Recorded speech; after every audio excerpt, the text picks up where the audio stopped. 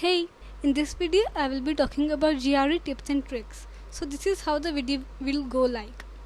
First I will discuss about what you should do before giving the GRE and about my profile, my score, and then I will give an overview of GRE exam and will discuss about the tips, and finally I will discuss about all the resources that I used while preparing for my exam and also which center to choose in Delhi. I have given timestamps in description box, so you can skip to whatever part you want.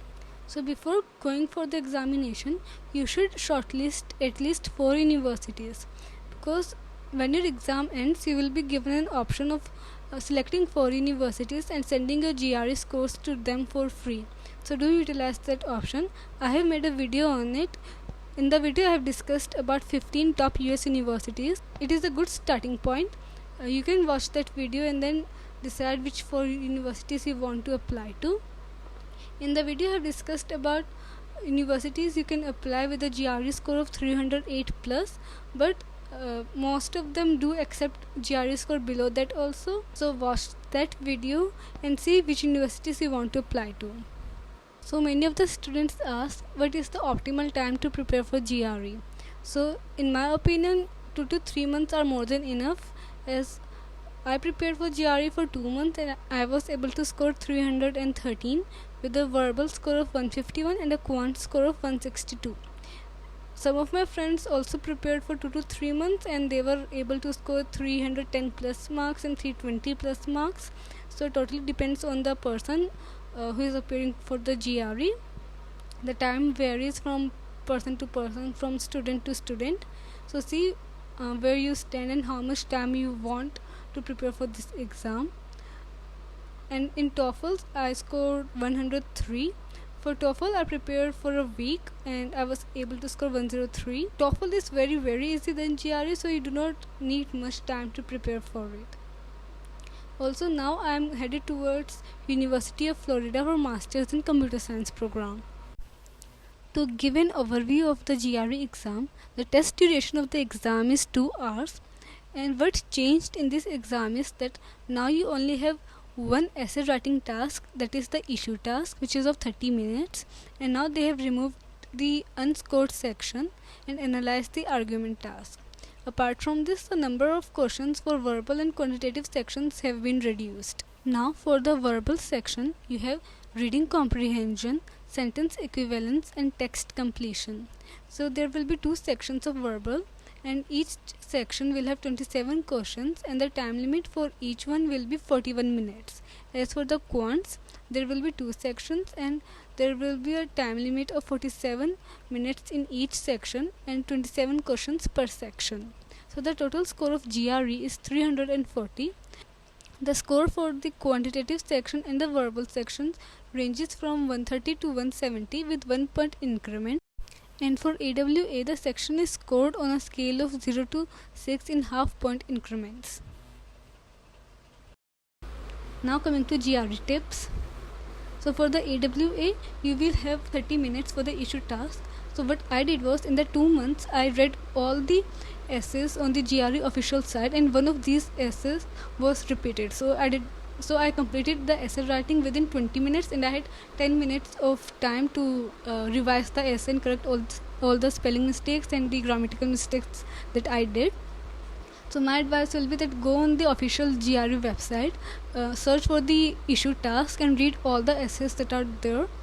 There might be, I guess, 1000 list of essays, and read all of them. Most of them are repeated, so it won't take you much time. You will be easily able to read all of them in 2 months or in a month, depending on how much essays you are reading per day.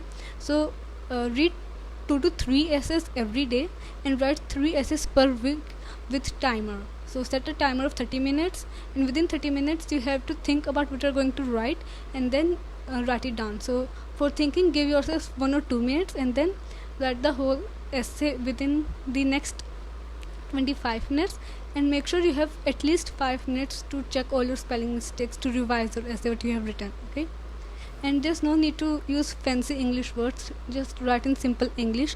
Make sure that you do not have any spelling and grammatical mistakes, and whatever you are writing is coherent and it's easily understandable, because AI will be checking your essay, no real human will be checking it. So make sure that there are no grammatical mistakes, and all of your sentences are connected and well structured.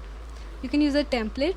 Go to the official site. There are sample essays too, and there are many YouTube channels where you can look for the issue task. They provide excellent templates. I will be talking about the YouTube channels in the end of the video.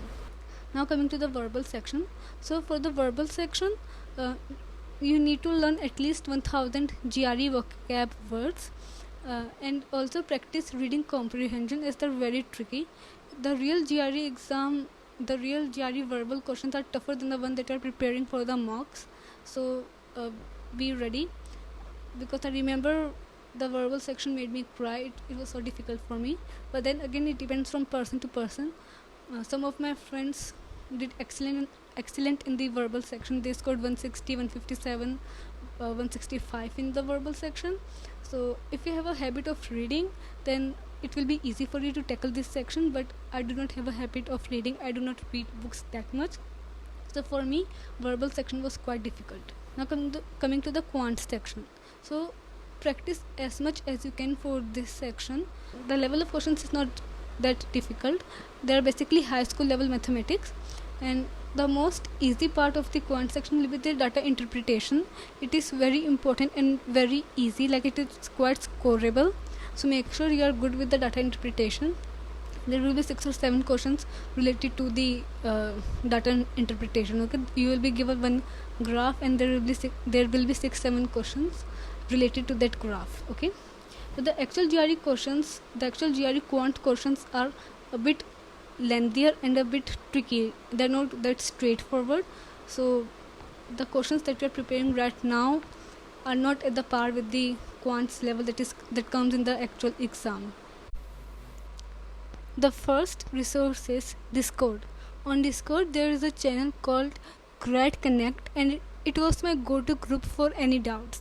Here you will find everything from resources for your preparation to students or seniors who are willing to guide you. It's really good for GRE preparation. Also in this channel, there are groups for everything, like literally everything. For example, there is a group for profile evaluation, where students and seniors will evaluate your profile and will recommend universities according to it. And then there is a group for GRE preparation, for TOEFL preparation, IELTS preparation, and then there is a group for visa preparation too, visa interview preparation, and there are groups to give tests, and there is also a study buddy group where you can find study partners to get in the zone of studying. And then there is a group for experiences, such as for visa experience, test experience, where people share their respective experiences, and you can gain a lot from these experiences. They give tips on how to crack GRE, how to be good at the interview during your visa. So do join this group, as people here will help you better than any agency could ever. And the best part is it's free, so why not use it? Apart from Discord, you should definitely check out the official resources. ETS guide is a good way to start. In the ETS guide, there are verbal and quantitative section questions and answers, and they are somewhat similar to the official questions, official GRE test. So make sure you go through it once before giving a GRE exam. Other resource is YouTube. Now YouTube is the best and the free resource for your GRE preparation. There are many channels dedicated to the GRE, and the most popular one are GREGmet and Magoosh. So you can use these two channels for GRE preparation, for your quants and verbal section. And GREGmet is really good for the vocab. I also used it. He provides many templates and many other resources, many tricks and tips for vocab section.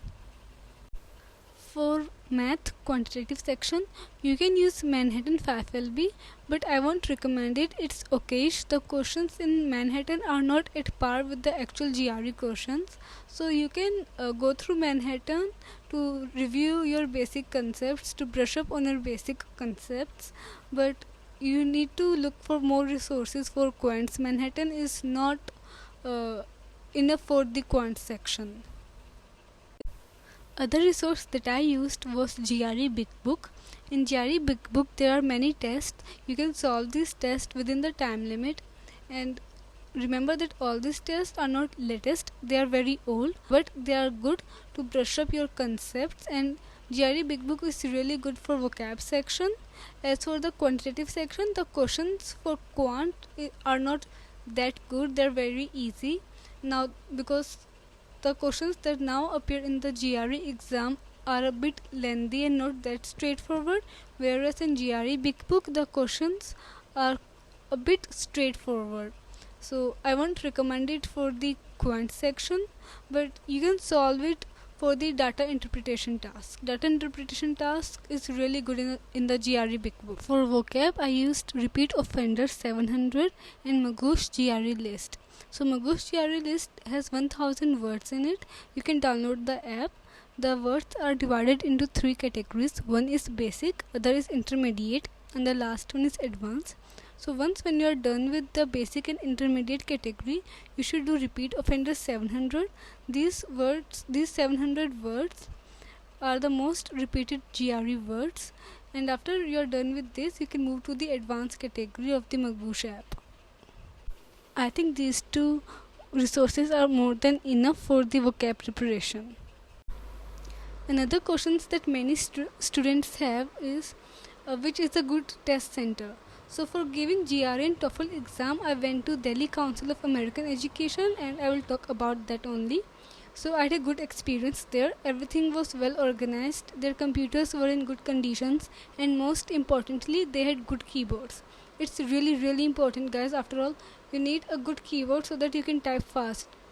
Moreover, they provided headphones for speaking and listening tasks, and they were noise cancellation headphones. And also they provided paper and pencils too, and if you needed extra pencils or papers, then they provided that too. Also, the room was air conditioned, and there were lockers available where you can keep your water bottles, bag, etc. If you are from Delhi or Greater Noida region, then you can consider applying to this exam center. I had a good experience there. So this was all for this video.